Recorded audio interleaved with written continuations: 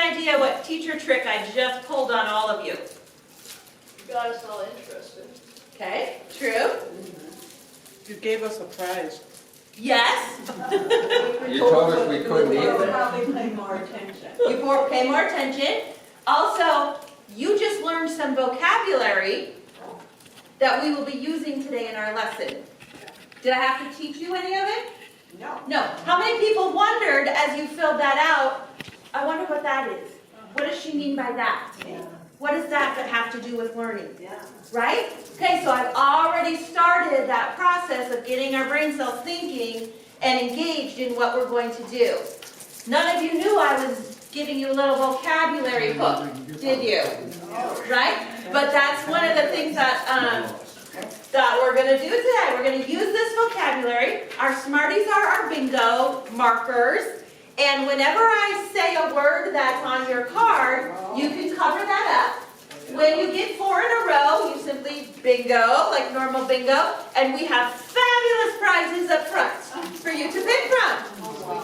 However, I have to make a disclaimer on the fabulous prizes. They were in a hot car yesterday, so I'm not sure what condition the prizes are in. So, it's kind of a gamble when you choose a special prize. All right, so today, on your table also I have a brochure from our district, which is Spirit Lake Schools. It's in Spirit Lake, Iowa, Northwest Iowa. Also, we're connected to Okoboji, if you know the Okoboji tourist location. Those two towns are right next to each other. And you certainly don't need to keep those brochures. They're just there to give you an idea of some of the things happening in our school. And we put that out every year for our stakeholders to have. So just a little something else to look at.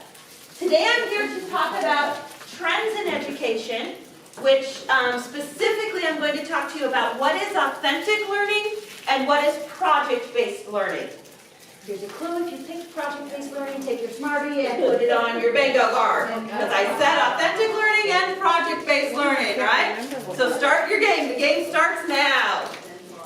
We're going to talk about what is that, what is authentic learning, and what is project-based learning. Raise your hand if you were in education or had a family member in education. Okay? Awesome, because you guys are going to see some things today that might trigger. We did that back in my day, or that is not at all how I taught or how it was when I went to school. We're going to see some similarities and definitely some differences too in authentic learning.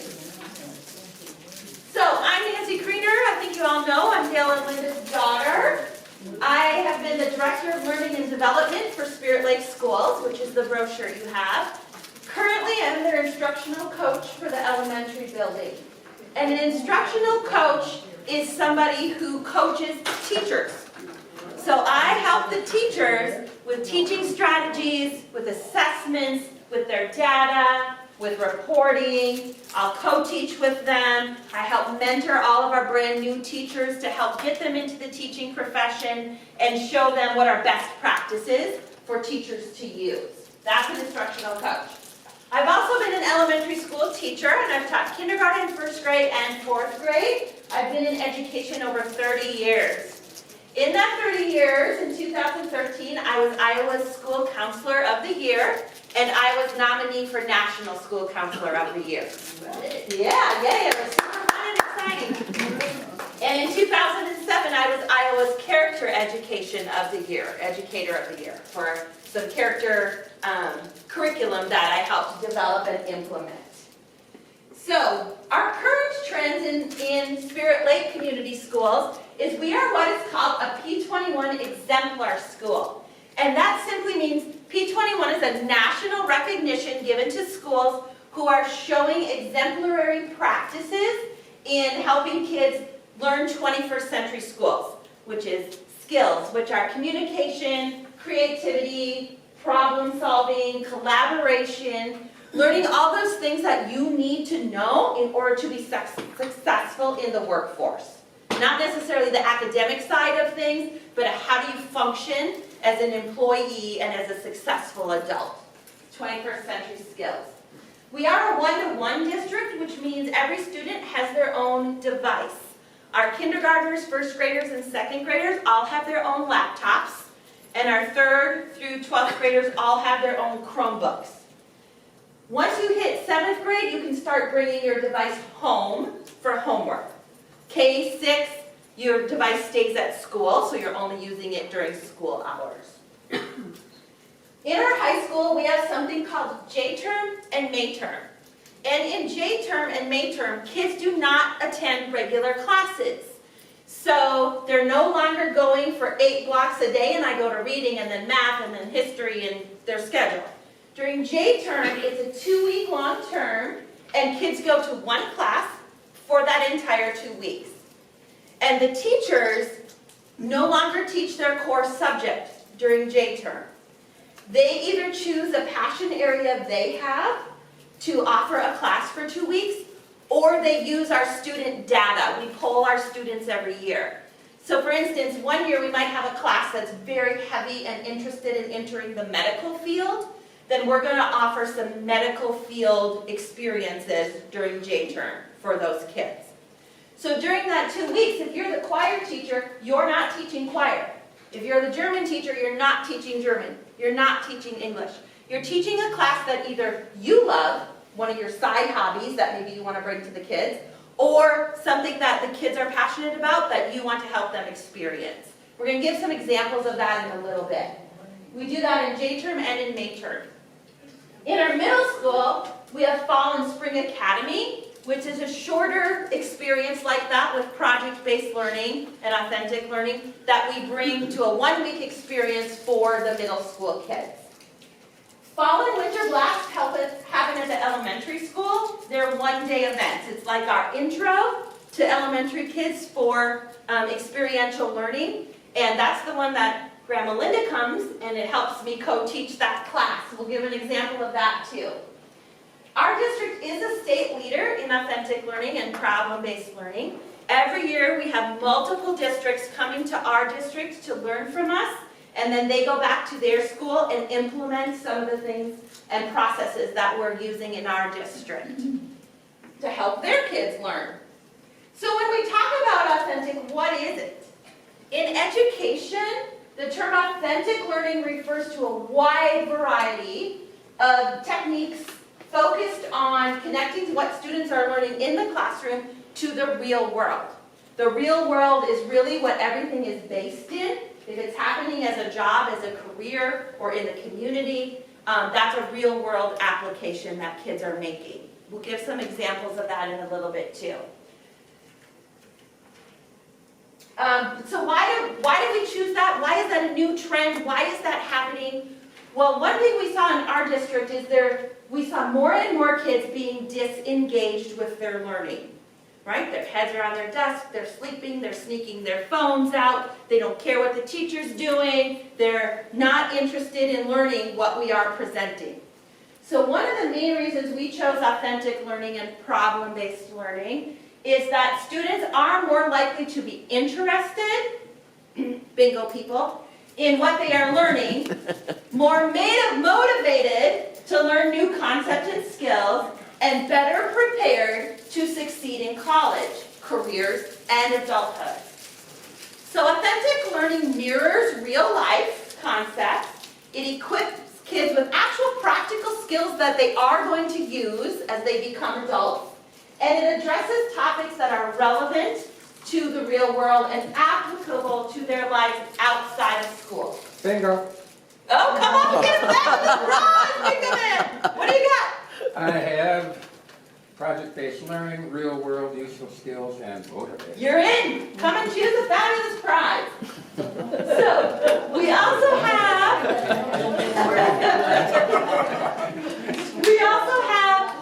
lots of research that backs up authentic learning and project-based learning. There you go. I hope they didn't melt, buddy. I hope they're great. They still move.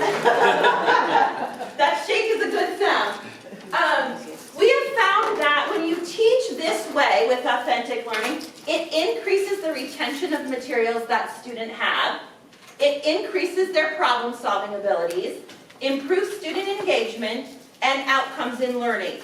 and improve students' collaboration skills, which we have found to be a super deficit right now, is kids don't know how to collaborate and communicate with each other because they're always on their screens and they don't talk. Like even if their friends are here and here, they're snapping each other rather than having a conversation. So we're purposely throwing them into environments where they have to collaborate and communicate with each other. We have found all of this research to be true in our district too. So for instance, our daily attendance rate in our district, in every single building, is 90%. 90% of the kids are in our buildings every single day. But on days that we offer events like J-term, May-term, the academies, our attendance goes to 98%. Why is that happening? They want to be there. They want to be engaged.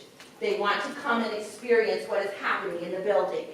And so one of the things we're doing right now is we're moving away from the special events, although we're still having them.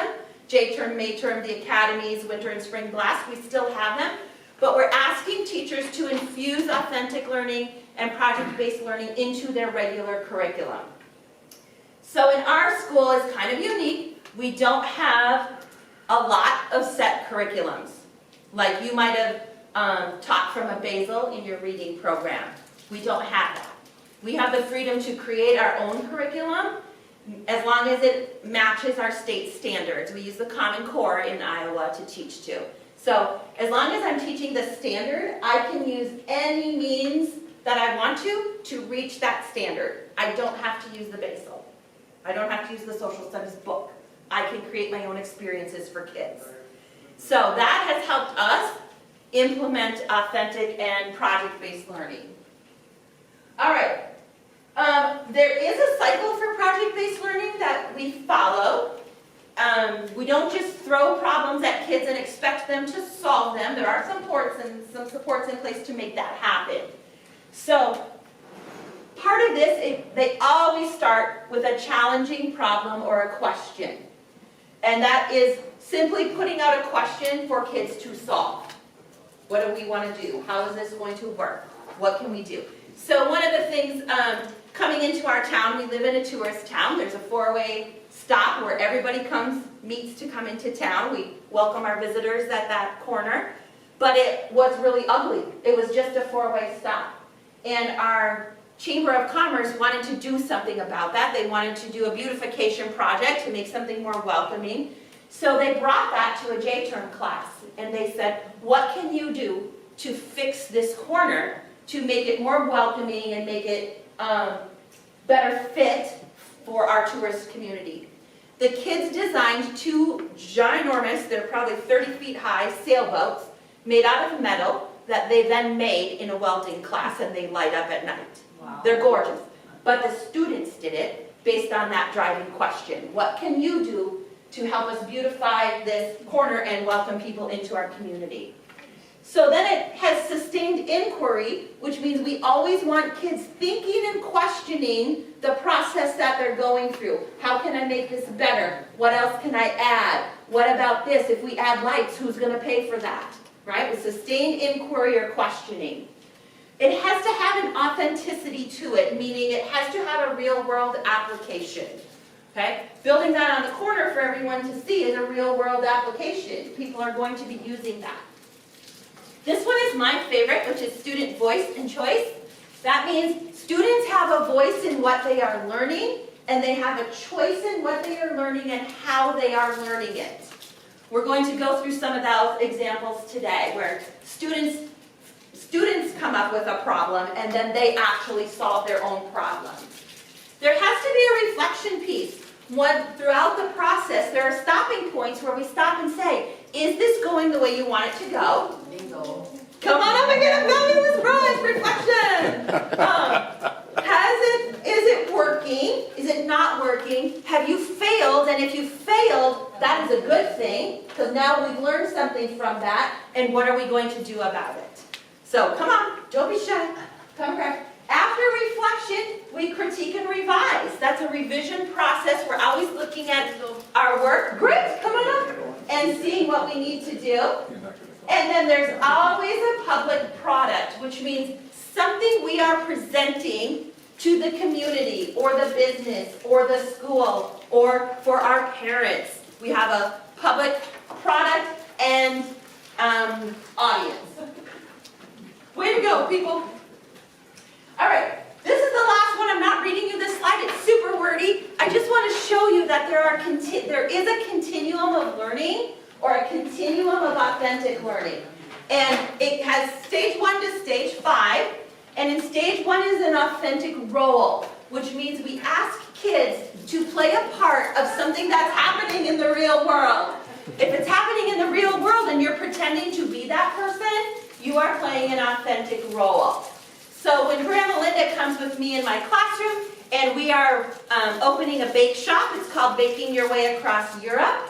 The kids are actually pretending to be bakers in a bake shop. We make things from Europe and they deliver those to the people in the school. Okay, I'm asking them to have an authentic role, which is you are now the owner of a bake shop and you have to deliver goods to people. An authentic audience means it's a real audience. We're doing this for real people. It's not just a pretend simulation. Good job. So our audience was all the people in the school, the staff members, the custodians, whoever we were delivering our products to. Our authentic products were our baked goods, but it depends on the project that you're doing. There is an authentic product that you are actually going to deliver something to somebody, whether it's the metal sailboats or it's something we baked. Interdisciplinary means lots of subjects are covered at one time.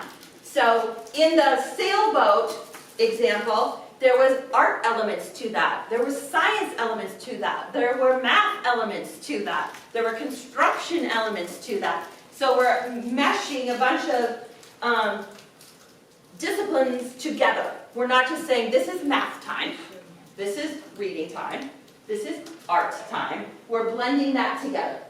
And then the last one is stage 5 when it's learner driven, and that means the students are coming up with the problem and the students are coming up with the solution, not the teacher. Come on up. Yay, our last 2 prizes. Good job. Last 2 people.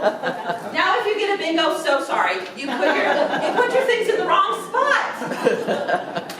All right, I'm going to give you some quick examples of some of the authentic learning experiences that we're doing at our school. This is our 2nd grade Christmas store. It opens when the 2nd graders, obviously at Christmas time, they're learning about money. And so in order to make that more authentic, they design Christmas decorations, stocking stuffers, different things that they can sell in their Christmas store. They take orders, they do inventory, they count their money, they count their profits. Okay? So much more fun than sitting at your desk going 5, 10, 15, right? We want to actually have them experience where they are a store owner and they actually have to count money and they have to count change to the customers who come in. The parents come in and have certain times they can shop. So it's kind of a fun store for them. This is when I taught 4th grade. This is my reading classroom. You can see some of my bookshelves in the back. I had a reading corner. And towards the end of the year, the kids said to me, Mrs. Kriener, can we do something with this reading corner? It's kind of boring because it's been the same all year. I said, yeah, what do you guys want to do? Let's do something. So the class voted and we came up with a medieval theme. It was between outer space or medieval and medieval won. And so they built a cardboard castle all around the reading corner. And it even had a tower on the entry where it had a space in the tower where they could enter and then read underneath it. Okay, I didn't come up with that. That was not my idea. The kids came up with that. But then I gave them committees for how they had to work. Okay, you're on the construction committee. They get to choose which committee they're on. That's part of voice and choice. So the kids on the construction committee, after 2 days, said to me, I never want to be a construction worker. There's too much math in construction. Oh, teacher win. Right? Teacher win. I made them do too much math. They were doing so much math, they didn't even know they were doing math. Right? They just thought they were building a castle. And so they didn't realize you had to measure and cut and go to scale with things. So when I showed this to our staff, I did a little presentation on this, and this picture came up, and the entire room went, "Oh, you gave a knife to that kid?" First of all, it's a cardboard knife, but anyway, this child was expelled in 3rd grade. That's the child that nobody wanted in their class. That's the child that got in so many fights, he was not allowed to come back to school until 4th grade. And that's the child who was my favorite student. Because when he's doing this kind of work, he didn't go to the principal's office once all year.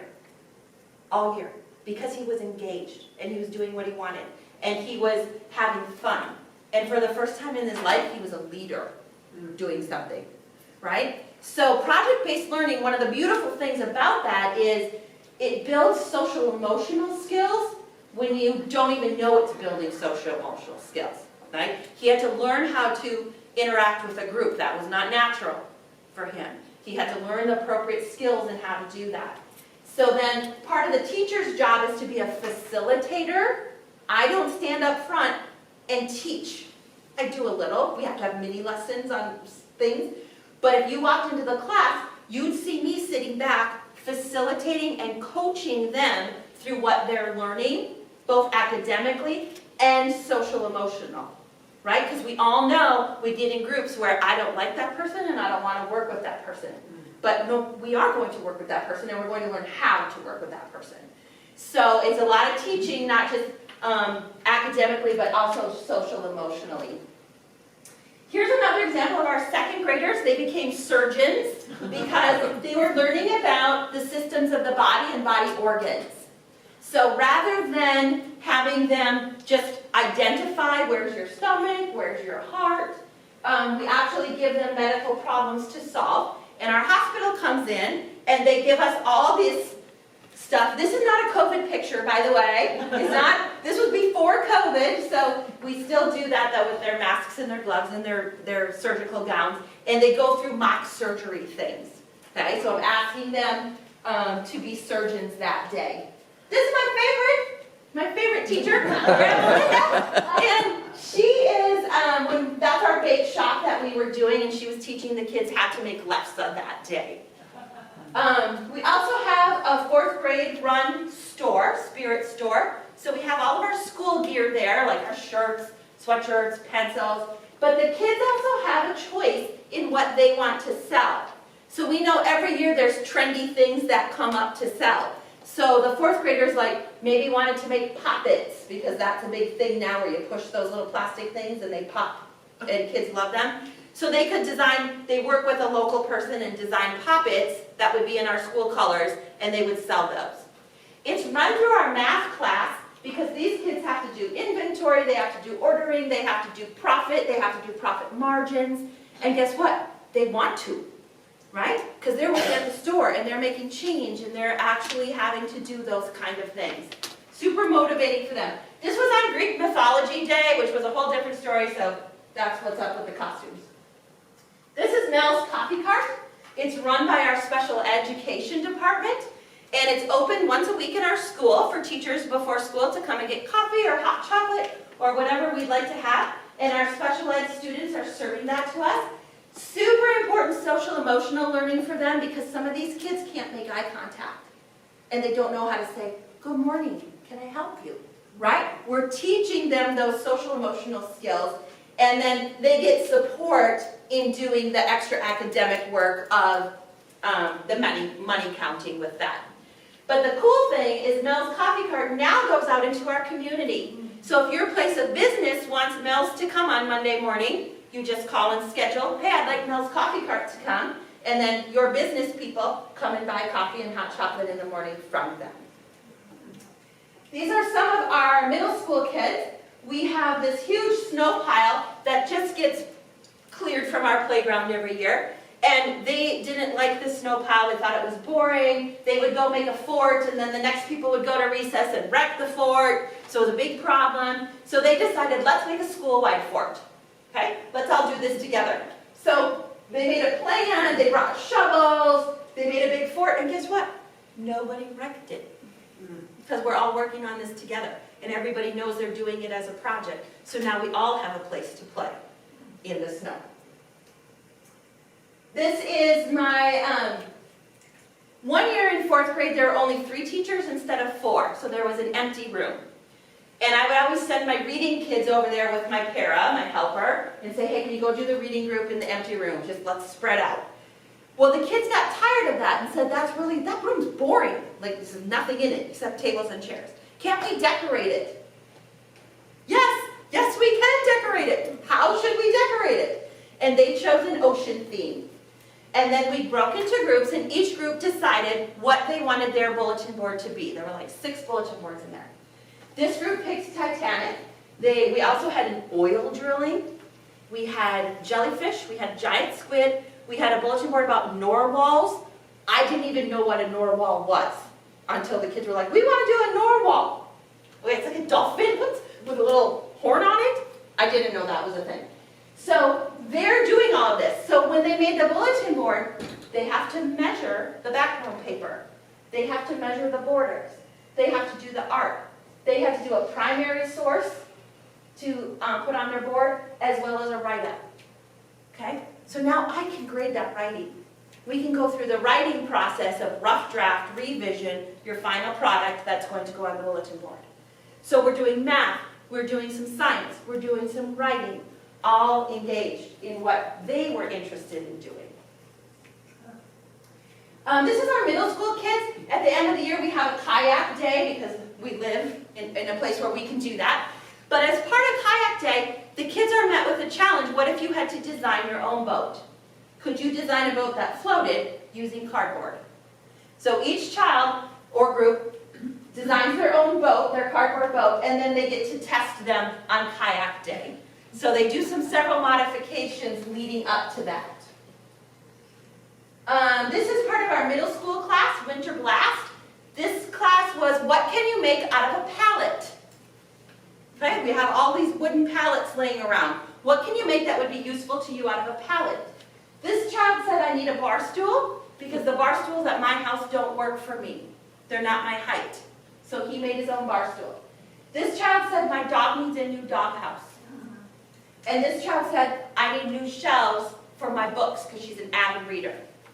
All right, so now, this kid does not have the construction skills to build that. He has the ideas. He wants to learn how. So that person happens to be his dad. He could volunteer to come in. The other person is a community volunteer who comes in and helps kids do the construction part and teaches them the construction part. Because obviously 11-year-olds don't know how to quite put that together yet. Okay? So we get a lot of community help and parent help in our district. This is also middle school. They wanted to do a drive-in theater. So it was the kids got to design their own car to come into the drive-in theater. And then we showed a movie in the gym. So we have the girls in their convertible. We have the boys in their super fast sports car. But along that, remember that project-based learning is a process, right? Remember that circle of sustained inquiry, revision. We want to make sure our academics are rigorous. These are not things we're just doing for fun, right? There's got to be some rigor. It's got to meet our standards. So these girls are building a prototype. They have to build a prototype of their car. There's a process for that. They have to build it to scale. That's a math. That's a big math, right? But they're motivated to do it because they want to design their own car. And so it's kind of all about motivating and inspiring them. As part of our J term, we offer lots of different classes for kids to choose from, but let's just say you don't like any of those classes. They're not interesting to you. You can do an independent proposal, and you can write up a proposal. Why is it rigorous? What do you want to do? How will you be evaluated? And you can submit it to the principal or the director of learning and development to say, yes, we approve that, or no, we don't. Well, these kids, their church was going on a mission trip to Haiti. And they wanted to go because they could make it work over J-term. But that's not a class, right? Mission trip to Haiti. So they wrote up a proposal in what they would do, what they would learn. They submitted it, and it was accepted, and they got to go to Haiti for their mission trip. Now, of course, there's fundraising that goes with that, right? The school's not paying for you to go to Haiti, like there's fundraising. So this girl, this is my daughter, by the way, Micaiah, and she went to Guatemala because she heard about the Haiti kids. And she's like, I want to do that. But I want to go where I can practice Spanish. I want to go, I've heard in church that there was a mission in Guatemala, San Lucas, down in Guatemala, and she heard about that in church. So she said, I'm going to plan a mission trip. So she planned a mission trip, and the first year there were 4 girls that went with our youth director and a parent down to Guatemala.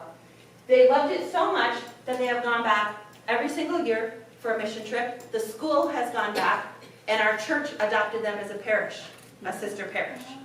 Because one girl saw other people go to Haiti and said, I want to do that too. So those are kind of the independent projects that we allow kids to do. Another independent project that came up were these boys who said they weren't interested in some of the classes, or they had a different idea, and they said, my dad and his friends hog our ice fishing house, and I want my own ice fishing house.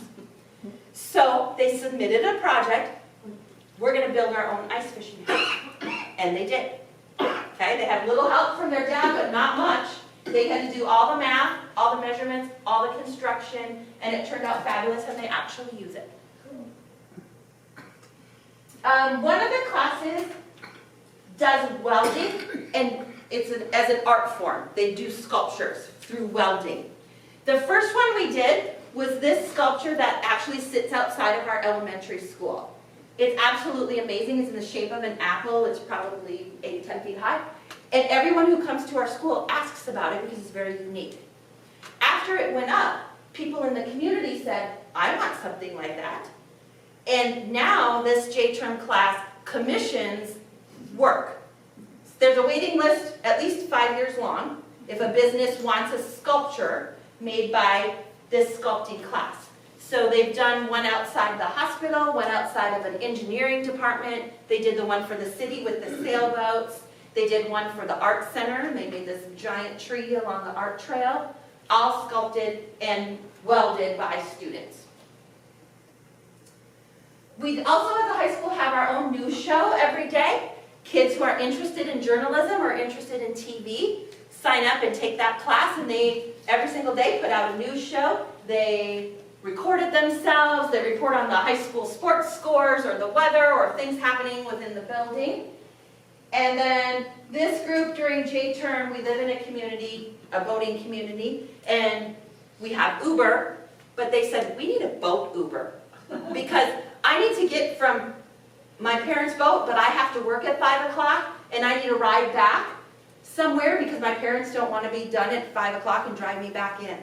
Or I need to get from this restaurant to this restaurant. Or I want to go from this bar to this bar.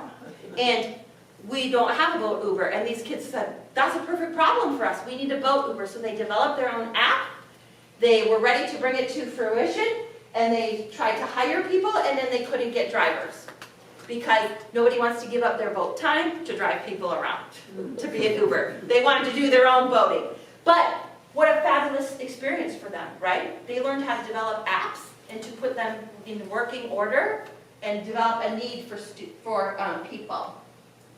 2 more examples. This is Project Runway, where kids design their own clothes, make their own clothes, and then put on a fashion show as part of that.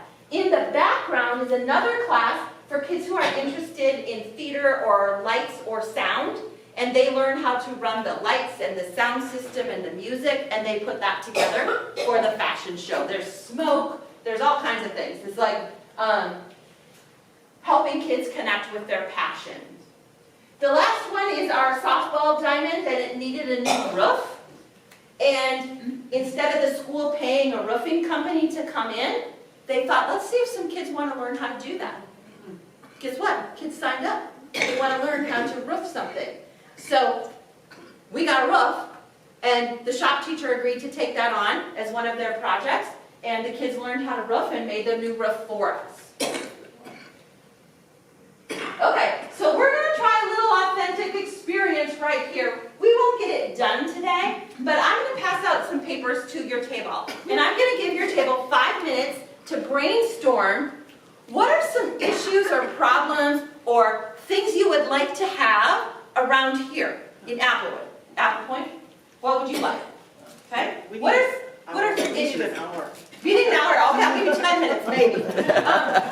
Here's a rule, when you're brainstorming, you never ever stop to discuss what somebody said. You don't say, that's not gonna work, you know, no one's gonna go for that. No, okay? You just write ideas. The goal is to get as many ideas as you can. So I'm gonna give you guys 5 minutes to write down as many ideas as you can think of for what are some problems or issues that maybe we could solve around here. What are some things you'd maybe like to see around here that we don't have? Just pick one person. I'm going to split you guys, this side and this side. Pick one person to be a recorder and write down as many ideas as you guys can come up with. You guys are getting split too. All you people in the back. You guys. And you ladies. I can sit and watch. You can come up. Okay, choose your recorder and then go ahead and start. What are some things you can think of? So, maybe. Off your list. Come up with a fair way. Now, nobody bully and say, it's my idea, it's my way, we're doing this one, right? So you can vote, you can have a discussion, you can try to sway people, but in another 3-4 minutes, I'm going to ask you for your one idea. Okay? Can we give the papers to the board after the meeting? That's up to you. Okay? So, go choose one idea off of your list. One Within One of the things would be. Yeah, which one of these actually really like? Really like social media.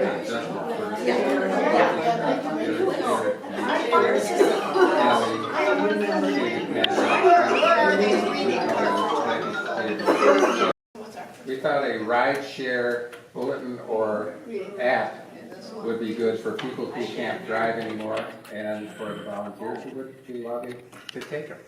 Okay, Just need a way to connect. yeah, all right.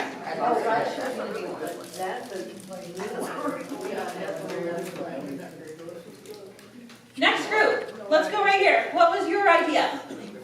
Go ahead. Oh, I can't read my own writing. We decided about collecting greeting cards that everybody's getting. What? And doing what with them. Recycling. And recycling. And recycling.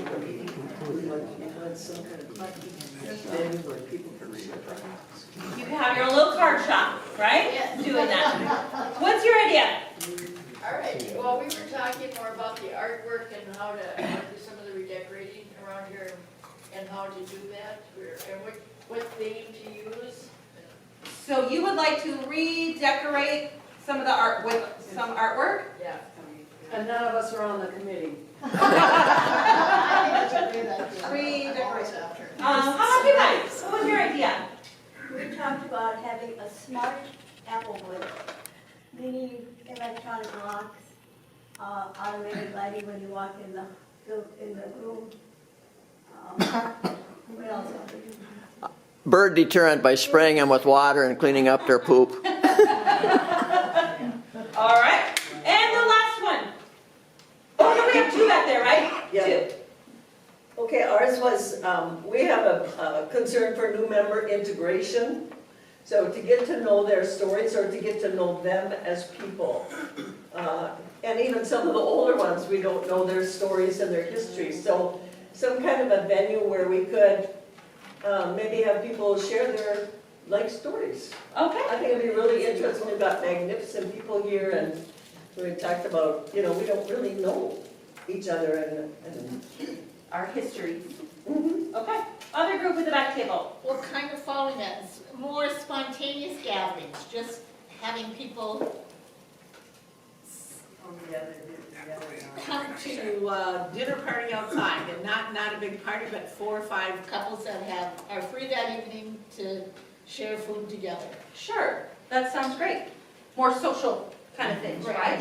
Okay, so guys, here's our list of choices. If we were doing this in the classroom, this is how we would select what we're going to work on. I'm going to make everybody in a minute put your head down and you're going to cover your eyes and like this, and there's going to be no peeking because I will see your eyes if you are trying to peek. And then I'm going to ask you to vote on one of these ideas. Which one would you actually really like to solve? What would you really like to see come here? Okay, which one of these would be kind of most important to you? Or would you be willing to work on or figure out, or maybe even let somebody else work on it or figure it out, but you would like to see it get done? Does that make sense? Okay, which one of these do you think we should actually try to solve? So, right now you need to bury your heads, and we're going to raise our hands when I ask for your call, okay? Who believes they would like to see the rideshare or bulletin app be a thing? Thank you. And also you can only vote once, okay? Who would like collecting and recycling greeting cards? Thank you. Who would like to redecorate some of the artwork? Thank you. Who would like to make a smart Applewood?